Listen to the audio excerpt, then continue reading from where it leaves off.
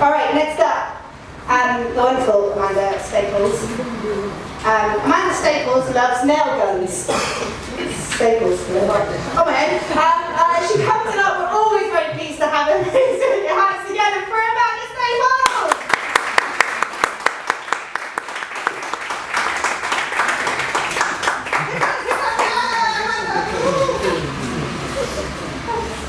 So staying with my ongoing theme of death that I like to be doing, but this one's less bleak. This is called A Death in the Family. Emma stalked into the kitchen. She cleared her throat loudly to get Paul's attention. Paul, hoping for a leisurely start to the day and being all too aware of the ominous footsteps packing across the tiled floor, did his best impression of being totally engrossed in Sunday papers. As Emma moved closer to him, he sensed her tension before she spoke and braced himself, determined to play down her latest drama. Something dreadful has happened and we need to get our story straight. Paul stirred a third sugar into his coffee, groaning inwardly about the latest drama his wife had expanded from anthill to Vesuvian proportions. Without looking up, he responded, "Sounds serious." "It is deadly." Paul surrendered and looked at his wife. "Good Lord," Paul clutched his chest in mock horror. "Don't tell me you've committed a crime and you need me to be your alibi." "Well, I'll do it, but I can't perjure myself in court. I have that nervous tic. My left eye twitches when I lie." Paul provides his wife with a demonstration of several winks in quick succession to underline this point. "For goodness sake, Paul!" Emma threw up her hands and slammed them down. Paul heard his newspaper tear and clenched his jaw. "Elsa is dead," Emma declared. Elsa. Paul searched his brain, absent-mindedly stirring his coffee. He mentally scanned the Christmas card list. It was probably a second cousin of his wife's or something like that. She always got herself an estate when anyone died. It was one of her many things. Emma snatched a teaspoon from him and threw it in the sink. "The hamster?" "Oh," Paul said, clarity striking. "Oh, no." "Oh, yes. And I am not having a repeat of the debacle of Pepper and George when they died." "Odd that they died together," Paul mused, buttering his toast. Almost romantic. "Paul, what cover story did we use then?" Paul frowned, trying to recall as he smoothed out his newspaper, careful not to increase the rips. "That they ran off to the circus. We were reading Peppa Pig Goes to the Circus at the time." "We can't use that again. Seems like a good ruse to me. And a great way to avoid mentioning the D word."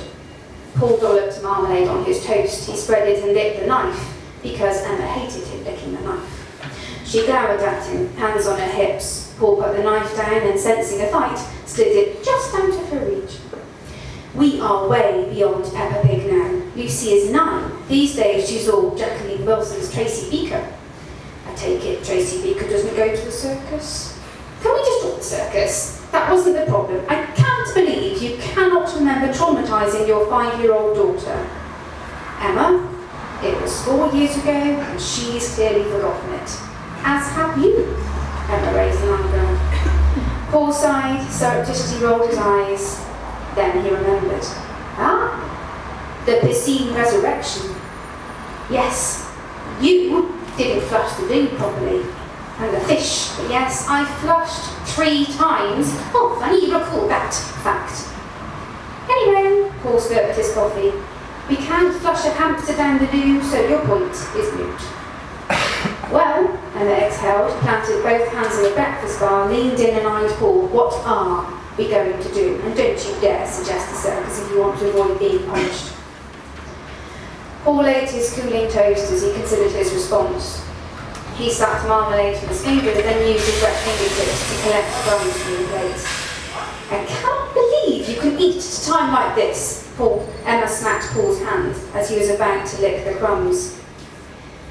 "It was a hamster, Emma. A hamster." Paul dusted the crumbs from his hands onto the kitchen floor, wanting to annoy Emma, but she failed to notice. "It was a member of our family." Emma yanked out the stool opposite Paul and sat despondently on it. Paul tutted. "So what do you want to do? Give it a funeral?" "Oh, yes. I thought she could get to say goodbye to it if we did." "Oh, no. Absolutely not. You wouldn't let Lucy go to my father's funeral." "Well, she was 7 then, and that's completely different." "How? It just is." Emma stuck out her chin defiantly. I thought we could tell her to gone to heaven. No, Emma, no. We don't believe in eternal life. Something or someone dies and they're gone. One way ticket, no return, that's it. Is it though? Emma tilted her head. But we don't believe in God, Paul pointed out. At least we didn't last time I checked. No. But does it matter? Emma asked. Well, I would have thought heaven is fairly God-related, Paul finished his coffee. Probably. And we have established we don't believe in God. So, well, what do we believe in? Emma demanded. She stood up and yanked the kitchen roll from its holder. She sprayed surfaces and began wiping furiously, stress cleaning. Paul gave his breakfast things to the sink and began running water. Nothing. We die. Game over. He stopped the water and leaned back against the sink, sensing there was something Emma wasn't saying. It's a bit final, Emma screwed her face up. I'd like to think there was something. An afterlife, or, I don't know, just something else. What's Nirvana? They're a rock band. Are they still going? Emma stopped cleaning and sighed. Can you be serious, Paul? Well, according to Belinda Carlisle, heaven is a place on earth, Paul said. Did she die in a plane crash? Emma tapped the bin lid open and threw away the soiled kitchen roll. No idea. So why an afterlife? Oh, I don't know. It's comforting, I suppose. Really? Who would want an eternity of this? Oh, thanks very much, Emma pouted. It just meant it would get a bit monotonous. What's your idea of eternity then? Emma shrugged. Heaven is a place of no pain or suffering. A sanctuary. A better place. Heaven is an imaginary place, Paul retorted. Well, Lucy still believes in Santa Claus, Emma replied sulkily. Okay then, let's look at this a different way, shall we? What is hell?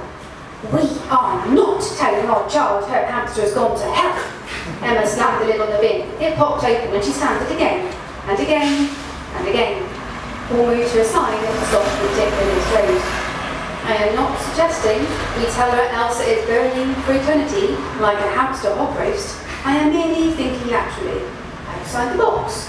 Blue, if you say blue sky thinking, I will punish you. You are not at work now.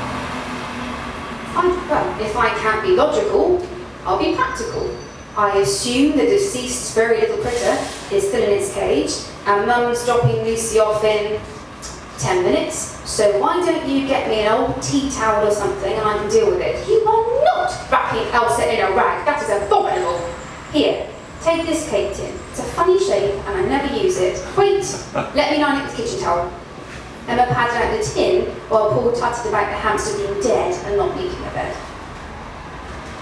When Paul returned downstairs, Emma had the dictionary and thesaurus open on the dining table.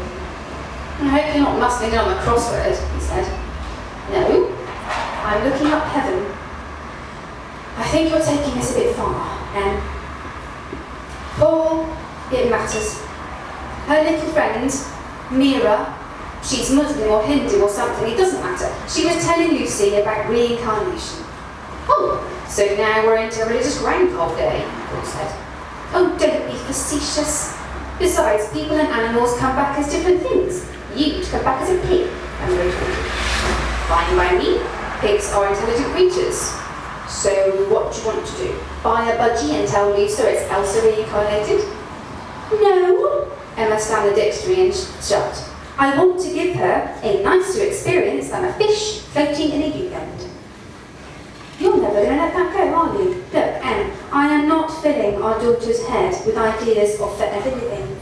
Christ, if I believed in ghosts or reincarnation, I could never sit on the bog again without fear of being bitten on the arse by a goldfish every time I went for a Paul! For pity's sake! Why can't you just be reasonable? I want our daughter to be informed, to have choices. Isn't that good parenting? Paul looked at his wife's face, contorted with frustration. If he was to stand any chance of finishing the crossword, the path of least resistance would be to humour. Okay, fine. So what does your research tell you? Paul nodded at the books. Emma adjusted her glasses, thumbed through some pages and read aloud. The place where God, all the gods live. The sky. A place or state of great happiness. Bliss, ecstasy, rapture, contentment, delight, joy, paradise. I'm not sure that's really helped, to be honest. Emma removed her glasses and rubbed the bridge of her nose. Paul approached his wife and laid a hand on her shoulder. I think you're getting a little bit worked up over a pet you'll soon have forgotten the name of. What's this really about? Nothing. Emma shrugged Paul's hand. I don't know. I like the idea of heaven, I suppose. But it's subjective. Even the dictionary thesaurus can't define it. Your idea will be different to hers. Lucy's will be all rainbows and unicorns and endless supplies of sweets, while mine would be, I don't know, peace and quiet to do the Sunday crossword over a leisurely breakfast, for example. Does it matter? And I tilted her head, purposely missing the point. Okay, look. I vote we just chuck it in the bin and tell her it went to a better place. Emma bolted up, toppling her chair. Don't you dare! We are burying that poor creature and giving it a funeral and telling Lucy it is in heaven, with or without God. She can decide. Your mother would approve, and that would make a change. Emma whipped her hair over her shoulder and glared at Paul. Before Paul could respond, the sound of the front door banging into the hat stand alerted them of their daughter's arrival. Mummy! Daddy! Lucy bustled into the dining room, pulling her coat off and dragging it across the floor as she shrugged her arm free of the sleeve. She dumped her bag at her mother's feet and kicked off her shoes. Hello, Poppet. Emma smiled and hugged Lucy to her. She rested her chin on her daughter's head and breathed to him. Where's Granny? Paul asked, collecting his daughter's detritus. Gone to church.